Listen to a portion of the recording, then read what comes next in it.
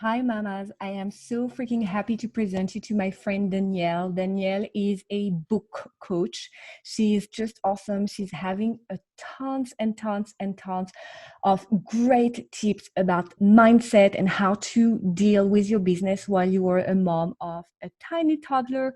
So stay tuned, watch the video, and let me know in the comment below what you think.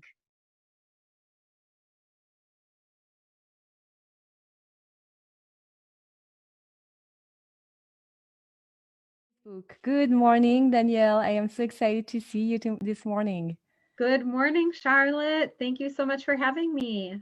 Absolutely. I am so excited to introduce you to the group because I personally think that you are awesome. And I want the whole world to know who you are and how awesome you are. You are so sweet. I feel the same way about you. Thank you very much. So tell us more about you, your business, and your mom life. Who are you? Absolutely. So, I am the written legacy coach. I help entrepreneurs, speakers, leaders, and coaches elevate their credibility by unleashing their powerful legacies so they can inspire and transform lives. I am also a mom to an almost 2-year-old boy. He will be two in 2 weeks, and I am in the What? Chicagoland area. That's awesome. 2 years already. Wow. Are you still breastfeeding? Because I know that you breastfed for a long time. I did. I breastfed for it was about 18 and a half, 19 months. The last I'd say 2 or 3 months, it was really just like once a day. Mm-hmm. Usually in the mornings.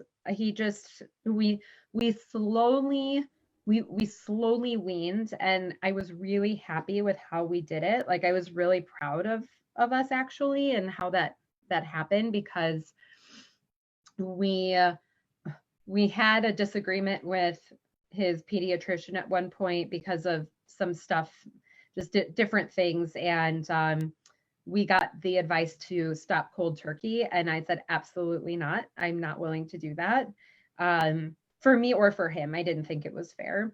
So I'm really, really happy that I listened to my gut and I didn't do that. And yeah, we breastfed for a long time, and I was really happy with how we weaned, and kind of replaced the feeds with snuggling and reading, and that seemed to work very well. Absolutely. And I know the challenge when you're working at the same time, to just have to step away to breastfeed your child. I mean, I breastfed Oscar for 10 months, and I guess Oscar is not like it was very slow at the end as well. We just transitioned beautifully into something new and something else. And it was fantastic for me as well because I was kind of worried about me and him, but me was, like not having that special moment with him anymore. Yeah. And you said it beautifully. You can transform that into something new and, foster that relationship with your baby.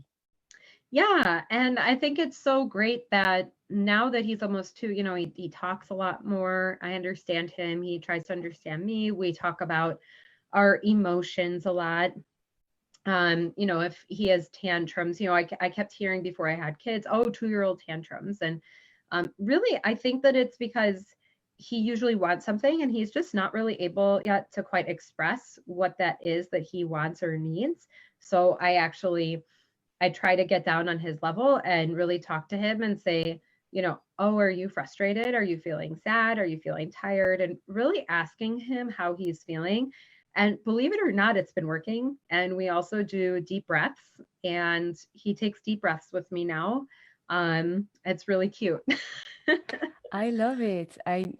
Well, I have a 1-year-old, and so he's not able to express himself yet. So Yeah. the feeling part, I cannot get to that part yet. But Yeah. I'm telling you, like 1-year-old, they already know, they're already testing you, and they already like trying to, throw a tantrum sometimes. And I got yesterday was just like I won't say horrible, but Oscar is always very kind and nice and not screaming, not crying, not nothing. And yesterday, I don't know what happened, and I think it was leaping. Have you heard of that book, The Weeks of Wonder? Yes. Wonder Weeks? Yes. Beautiful book, and I think he's leaping right now because it's about, 52, 55 weeks. Yeah. You're young, and it was like completely like different, and I couldn't recognize my son, and I didn't know how to help him. And at the same time, the scream and the cries when you are surrounded by peace all the time, very, very hard to handle. 100%. I totally agree. Sometimes I also started instituting the deep breaths for me because it helped me because I also noticed, they keep track of your emotions as well. And I've actually had conversations with my husband where I'm like, he doesn't understand that we're not mad at him. Like if we're upset or we have a disagreement about something or we're sad about something that has nothing to do with family life, um, then he picks up on it, like my son, and it's been really interesting, especially the transition between one and two. I've actually noticed um I don't know, I just feel like it's hard, but it also gets a lot more fun because Mhm. you get to see, what else they're learning, what they're exploring, how they're picking up different things. It's really cool. Absolutely. And I love the way how a kid explore new things, like with no expectation at all. And that is so refreshing just to watch them explore and discovering new things. And actually that's really motivates me and inspire me when I do business as well, because I want to be as authentic and you know, very authentic, but also very curious about the new thing that I'm learning along the way. So I can totally relate with that. 100%, absolutely. I think that it's such a wonderful experience being a mom. It's really hard. We're lucky that we do still, even through the pandemic, have had childcare because we're very close with my parents, and my mom works part time. So even before the pandemic, she was watching him 2 days a week. But as you currently see, I have a background here hiding a bulletin board that's in my brother's old room. And my mom is downstairs right now and my dad also works from home, but my son Eli wants Papa, and he calls my mom Gaga. So he gets very excited to see them twice a week now. Support system is everything when you have a business. And I know we don't all have a support system. And sometimes the mom is the only support system during the day, at least Yeah, for the baby or the kid. And it's so important at the same time to be able to, have a rhythm with your child so you can have sometimes for yourself, whatever it is that you want to do during that time. absolutely. I And know. sometimes it's nice, you can even encourage them to like work with you or do something with you. Like if I want to journal and he's still eating breakfast, and then and I'll read something out loud to him. I'll say, "Oh, do you want me to read out loud what mommy's writing?" um, so that's nice too, to just be able to involve him in some way in the business. I have noticed if I'm on my computer though, he I think because we haven't had to do it where he's running around and I'm working, so he's not used to it. I think there's also something to be said if you start that early on, and then your child knows early on that, oh, mommy's working right now, but you're also able to like know, okay, I'm going to spend this hour working, but then I'm going to make sure that I spend this next hour being present with my child. Then I think there can be like a balance between that too. Absolutely. That's what I'm trying to put in place right now, because I try to do the most work when he's asleep, but the nap time is getting shorter now that he's growing up. And Mm, so I really like know when he needs my attention more. And so when it can be by himself and play by himself, I do little things that don't need me like a big focus, so I can still have an eye on him so that nothing horrible happen during that day, that time. But yes, I knowing his rhythm and when he needs me the most has been made a huge difference. And I would say yes, I agree with you to a certain limit, because I don't want either seeing my son watching me all the time on my computer or on my phone, and that's a huge topic in my life right now. So that's why I decided to turn off all the notifications, from emails to social media to anything on my phone, so I'm not like Mm, disrupted when I'm with him. yes. Yes, that's such a huge thing, being able to be fully present with our children, I think, and something that I think every family works on, is like, oh, put your phone down. And I know my husband is way more guilty than I am at times. um, Having the phone and having the phone out all the time. Um, but I will say one of the biggest reasons I think I'm also able to get more work done when I am home with him is his nap time. So when he Mhm. was about a year old, I think he transitioned, yeah, it was about a year old, maybe 13 months. He transitioned from two naps to one nap. And I know some people really like the two naps to get like that 90 minutes in the morning, 90 minutes in the afternoon. But it's been really, Eli went from two naps to one nap. And I know some people, I was actually looking forward to the one nap.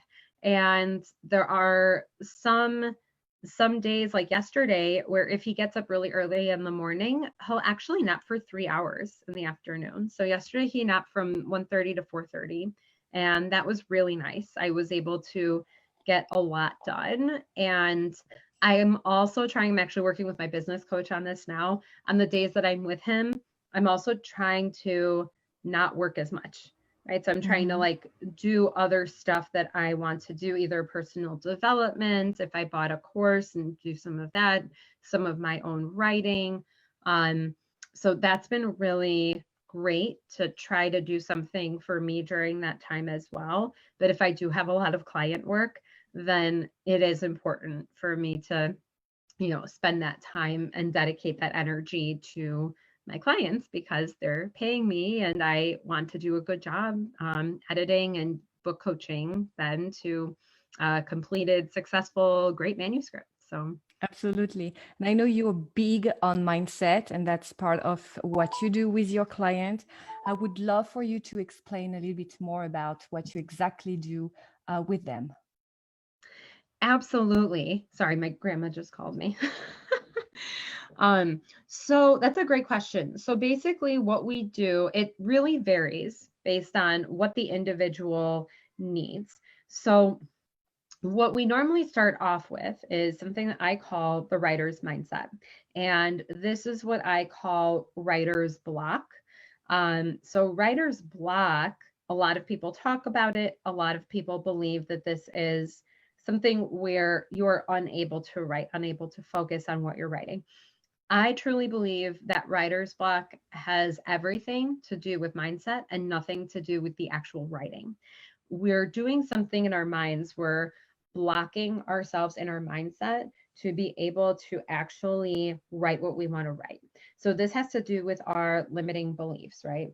And sometimes we have limiting beliefs about the subject that we're writing on. Sometimes we have limiting beliefs based on um, outward things that have been said to us throughout our lives about our work, our energy. Sometimes we say, oh, no, nobody would ever read my work. I could never write a finished, complete manuscript. Um, and the more we tell ourselves those things, the more that we actually will believe them. So, one of the exercises I really love to do, and this is for my clients who really need this mindset work. Usually, my clients will need it at some point in the time we're working together, especially if they get to a point where they are feeling frustrated or a little down about some of it. Uh, but what for my clients who need it at first, we talk about acknowledging our limiting beliefs and reframing the limiting belief. So instead of saying, I cannot write a book, we say, I am learning to write a book, right? So we don't necessarily have a huge jump where you say, I am selling 1,000,000 copies of my book from I can't write a book, because we don't want to try to affirm something that we can't even possibly begin to believe Mm-hmm. right now. I don't personally believe in that. I know there are people who are like, yeah, reach for the stars. And I'm like, yeah, but if you don't believe like what's here and you're here, you want to get to here before you get to here. Mm-hmm. Like it's okay to take slow steps. It's okay to acknowledge that and slowly build your belief system, right? So that you can get to the place where you can really believe that you can market your book, you can sell your book, you can become a published author, you can become a successful author in your way. And one of the questions I always ask on all of my discovery calls is, what is the definition of becoming a successful author mean to you? Because I like to know what somebody envisions for themselves, envisions for their future, envisions for their book. A lot of times, and my ideal client will usually say this, something to this effect, where they say, I want to write this book to change somebody's life.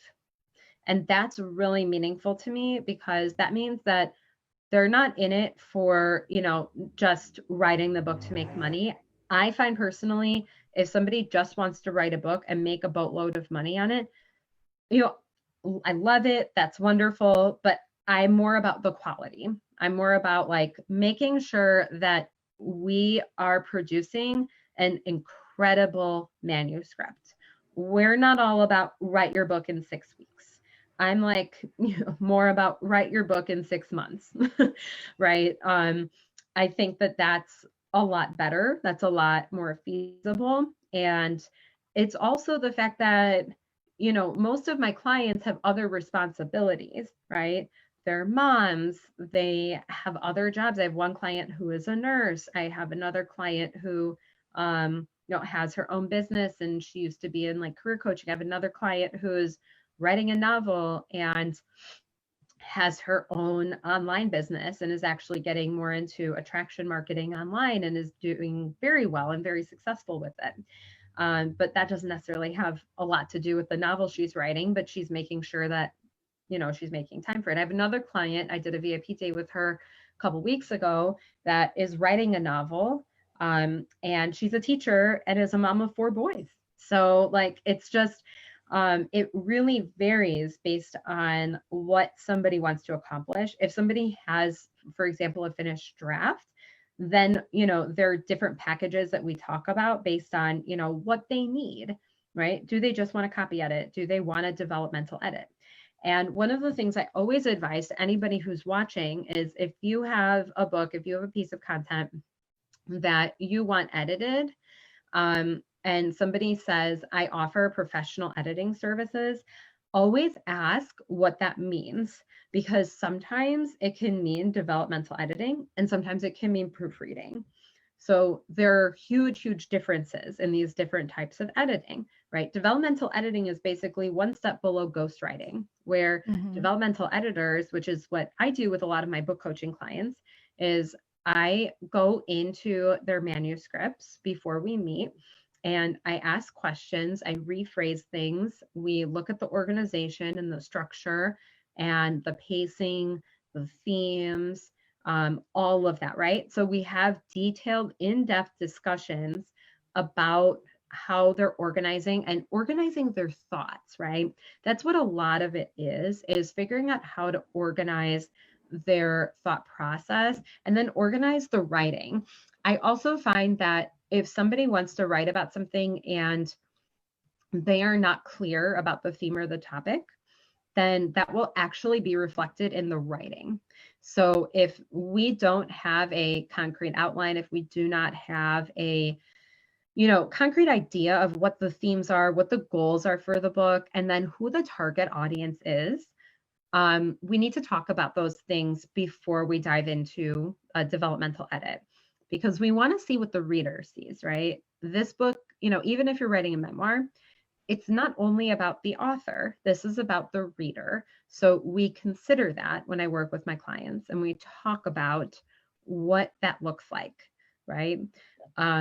And that's why, it's so important to start, like I said, with the writer's mindset And then we develop into all these other subjects, right? To the point where then at some point we talk about how somebody can, if this is part of what we want to talk about, right, with my clients, is how somebody can build their author platform.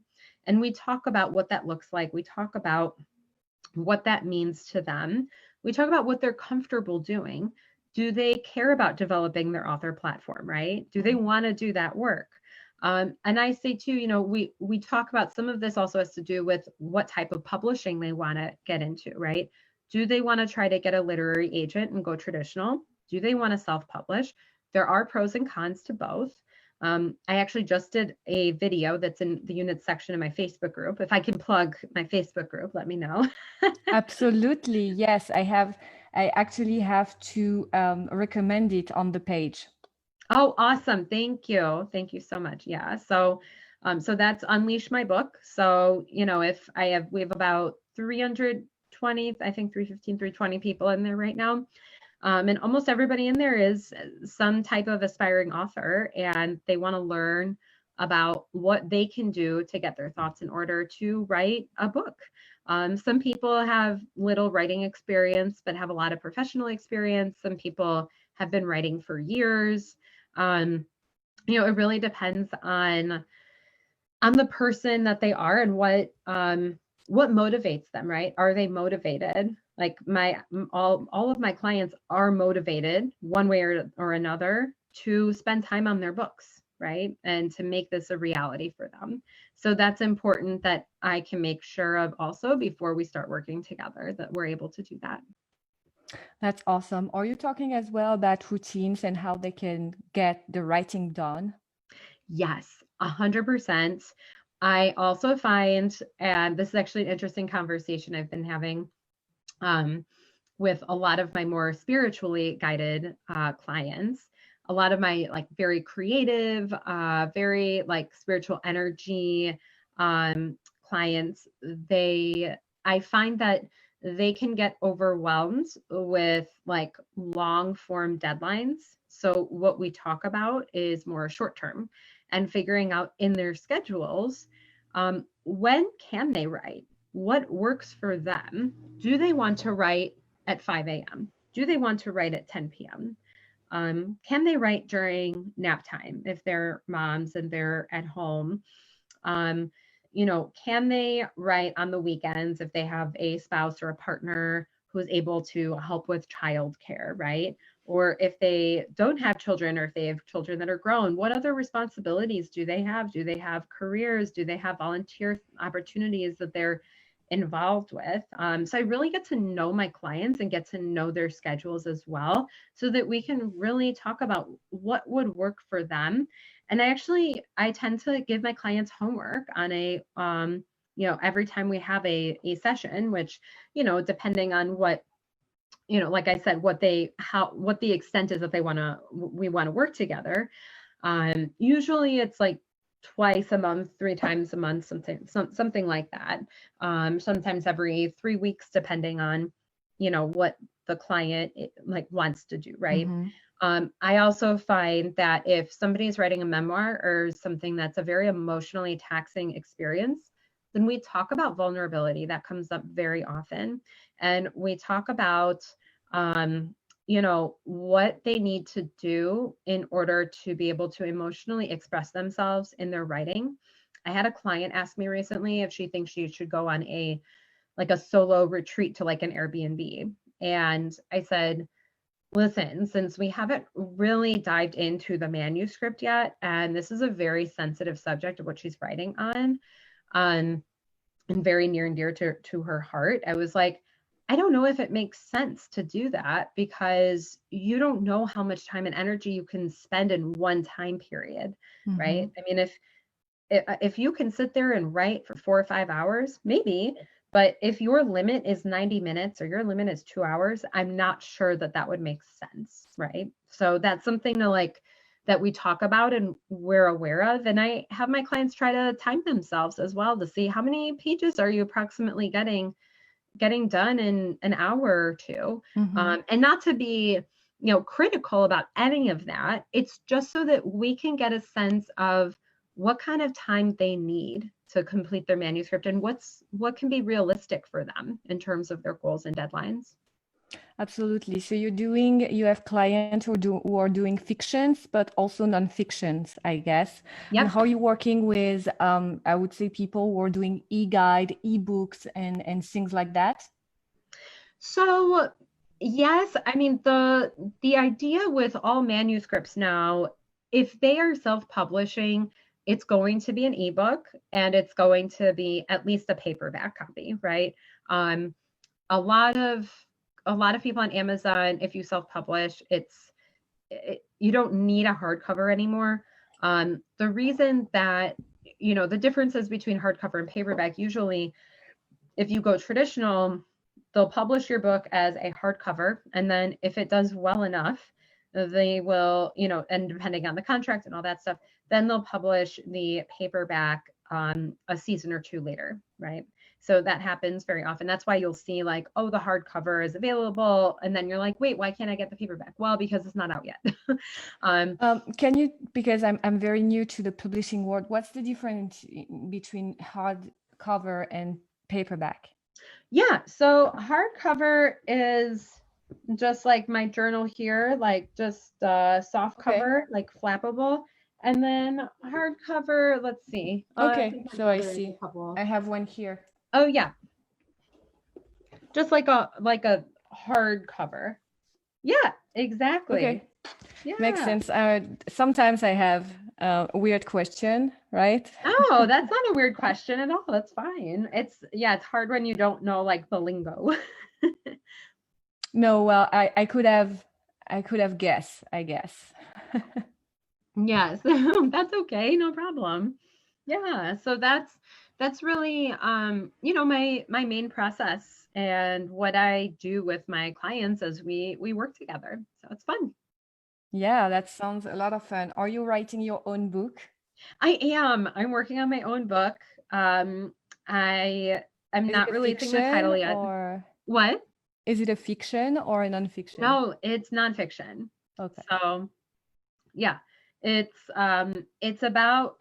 really the basic synopsis is about how anybody can really unleash their written legacy and what you need to do. And every chapter it's going to have some different examples. I am incorporating some personal elements and personal stories and talking about different ways that I persevered and changed my mindset in order to be able to have the business that I have. And I have 11 clients, and I started this business in March of 2019 when I had an 8-month-old. So if you are watching this and you're like, whoa, I can never do that, I don't want you to compare yourself to me. That's something that's really important to me because I used to do that and compare myself to all these other people who had clients and did this and did that. And it's like, your starting point is your own starting point and it's nobody else's.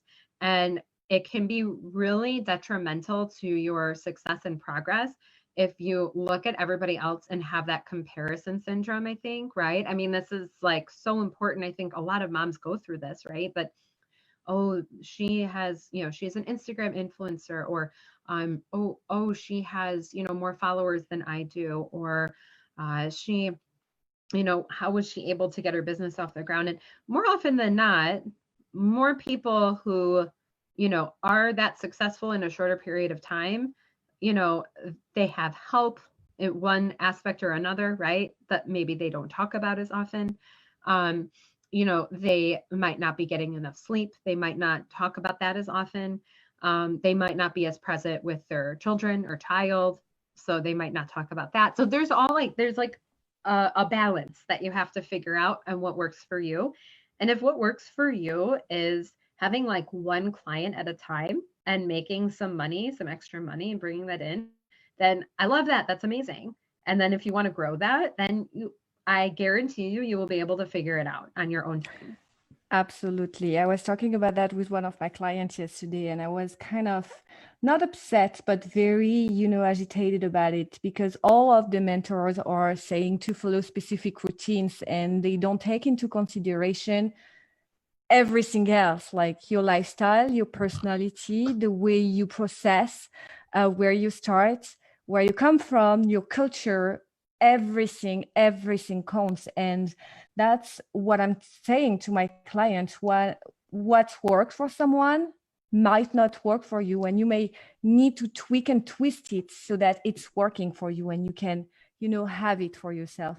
But most of the time, from my experience, if you follow exactly what someone has done, it's not going to work for you. You have to tweak it for your own personality, for your own needs, for your uniqueness all the time. Yes. 100%. I totally agree with you. Um, yeah, I do get upset as well when I see like some of these perfect Instagram pictures. And I think that some influencers and some people are getting better about posting like real life and what that Oh looks yeah. like. And I appreciate that a lot from those individuals because um, I'm also noticing that I no longer resonate as much with influencers and bigger people who don't have families. I'm noticing that. And I'm noticing as well that like I feel like I am able to help more people like with their process and what they're doing um if if they have a family, which is very interesting, right? Not to say I won't take on a client who's writing a book who doesn't have a family, because I have. Mm-hmm. But I have noticed that it just when you have a family and you are in the creative space, I feel like there's more of an understanding between creatives that you have a limited amount, a set amount of time and energy and investment, right? And what to do with those two, as well as, spiritually, mentally, financially. And I think it's really important to like take a step back and you can learn a little bit more about yourself and what your needs are. And for example, I've been terrible my whole life of going to bed too late. Like that's just how I am. And I think it's really important to like recognize that and say, why am I going to bed too late? And like really talk to yourself about like your habits and what you're doing and like how you can change them to like have the life that you want to have, like 6 months from now, I agree. I would also say that a lot of influencers are saying like you need to wake up super early so you can achieve way more. And it really depends on your mind, body, and soul. Like some people cannot wake up at 4:30 in the morning. That's not possible. But that doesn't mean that they won't be successful. And I think there is a big misunderstanding with that and a lot of pressure on our shoulders to absolutely wake up at a certain hours and have like a very specific routine and be healthy and eat this way so that it's the only way to get successful. And I don't agree to that. And Mhm. so I love reading self-help books, but to a certain limit. You have to take into consideration your uniqueness and how you function. I don't function at all after 10 p.m. I need to go to bed. End of Yep. the discussion. I cannot work during the night. My flows is in the morning. Good. I wake up early. That doesn't bother me. I feel energized in the morning. That's all you need to know. You need to know how you function and where you are productive. I was also listening to that book that I love from Marie Forleo, Everything is Figureable. Yes. I love Yes. it, love it, love it. But Me she was too. talking about something that agitated me a little bit because it was about time management. And I'm like really focused on time management with my client, and it's part of, what I do. And I agree that you can totally find 2 hours during your day when you track what you exactly do during one day. I'm sure you can find 2 hours to free 2 hours to work on whatever it is that you want. But Yeah. very often they kind of put the pressure on you that, oh, instead of watching Netflix you should work on your business. And sometimes you need to watch Netflix to get inspired, and you to just unwind what's going on with your day. Yeah. So love it and I listen to it, but to a certain measure. I love that so much. And I know we've talked about this before because we've talked about how that we're opposites in that, where I've Mm-hmm. always been a night owl. And, when I talk about going to bed too late, like I'm talking about like midnight, or later. Um, I was writing last night and like a poem came out of me. Like I journal at night. And I've told my clients this because I do agree with you that I feel like every self-help book that I've read and I've listened to in a variety of genres. I'm on my 30th book this year. Um, I love and that. which I'm just obsessed with audiobooks. It's I'm been too. like, yes, I love it. So, I mean, I love that, you can take everything into account of what you're doing and you can see what's serving you for that day, right? Um, and you can see some nights I'm like, I don't have it in me. I can't work right now. I need to relax and watch a show with my husband, right? Or we like set nights that we're like, we're both going to work tonight, but we're going to hang out tomorrow night, because I think that's important too to talk about like how you can make sure that your family life doesn't take a back seat. And that's something that's like really, really crucial and important to me. And then something that one of the reasons I wanted to start working with my current business coach is because she's very, very adamant about having every aspect of your life balanced in the way that you find balance.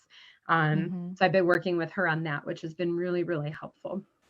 But I journal. I started writing my book when I was journaling actually like a few weeks ago. I have a lot of different notes for the book over the past 6 months, 8 months or so. But I realized I actually transcribed it. I think sometime last week, and I was like, oh, this isn't bad. And you know what? I wrote it from like 10 p.m. to 11:30, like a couple nights. Like that's just I love just handwriting in my bed at night and like having my little light on and just like I have no distractions. The other tip that I have found that helps me is sometimes when I'm writing, when I know that I'm like doing something that I don't want any distractions, I will turn my phone off and I will just have it off for about an hour. And you know what? You won't miss anything if you I have your know. phone off, Yes. which is Since I like really started, hard. It's really hard, but it's hard, but since I started to do the same and, take off all the notifications, emails, and everything from my phone, first I found that I was really addicted to my phone because every 5 minutes I was like, okay, what should I do? Oh, I'm going to check on my phone. And I was like, no, you're not going to do that. But you are getting so addicted to the little things and going online and checking Facebook every 5 minutes. And I really want to detoxify myself from that because I don't want to model that to my son. I don't want him to live in that type of culture where the fun is always present. And I have that conversation with my sister very, very often because she has two teens. And I know that with teens that age now, with the internet and everything, it's not easy, but they are right. all the time on their phone. And they're Mm, using social media to a point that sometimes it's not healthy at all, yeah. and so that's disturbed me a little bit, but Yes. so I'm trying not to have that at my house. And I know at one point we will have that conversation with my son, but yes, you're totally right, you won't miss anything. Yeah. Have you listened to or read Glennon Doyle's new book, Untamed? No. Okay, highly recommend it. It was amazing. And this is one of the things that she talks about. She has three kids, and with her oldest, she talked about how she actually saw that her son was literally losing himself and losing parts of his creativity because he was on his phone. Mm-hmm. And it was just really interesting and fascinating. And she actually had a conversation with him once, and he actually agreed with her. And I thought that was really interesting that, like, how simple is it to actually talk to our children and see, like, what do they think about utilizing the phone, and what are Mm-hmm. their habits? I think that a lot of them have the same issues as we do in terms of feeling like we're going to miss out, feeling we're addicted, right? And it's like, how can we start having more of those conversations about the phones and about, what the importance is? And I talk to my husband about this all the time because he is constantly on his phone. And we do have these conversations often because I'm like, that's why Eli, says, wants his phone all the time because he doesn't want him to be on it. Absolutely. And So, that's make me remind something very interesting. When you're a true believer, like I am, of the law of attraction, you don't need to get notified. Like you will have the notification that you need to have in order to attract whatever it is that you want. So you absolutely don't need to fear missing out on anything. 100% agree. 100% agree. And it's so interesting. I I've been working very hard myself on that. And what happened was I was referred to clients during that week that I was like, "Oh, I'm just going to I'm not going to post a ton and I'm just going to see what happens." And I still got clients. Mm-hmm. So, I thought that was really interesting that I was like, I'm still like able to do things. I'm still able to be referred by people. I'm still able to, you know, do like what my way is. And I love that so much. Absolutely. I love Yeah. it. How can we support you, Danielle? So I'm going to link your group for sure, but how Yeah. can we support you? Where, in what part, online marketing or not? How can I and the group support you? Yeah, absolutely. Um, so I'm putting together a very low ticket paid challenge. So that's going to come out in about a month, and I will send you details if you want, if you guys are interested. It's going to be $10, and it's going to be 5 days, and you're going to get video trainings from me, and it's going to be really, really fun. And we're going to just begin the process. This is going to be for people who really want to write a book and just have no idea where to start. So it's going to be really fun. And the reason I'm doing it as a paid challenge is because I have found with myself and others in the past that free challenges, I end up not completing them most of the time. And I want the people who really are interested in gaining the most value from this experience. And really, $10 is buying like, a couple cups of coffee from Starbucks. So if, I'm in. Book yeah, that for me. let's do it. And we'll do a post for you so that we are able to promote on the group as well. Perfect. Perfect. Thank you so much, Charlotte. This has been You so wonderful. Thank very, very you. welcome. I'm going to stop the live and I'm going to talk a few more minutes with you Sounds offline. good. I hope you enjoyed that video as much as I did. If you want to connect with Danielle, let me know and I will make a personal introduction for you. If you like the video, like it on, YouTube, comment below, let me know, and don't forget to subscribe. I am so excited that you've been here with me today, and I will see you on the next episode.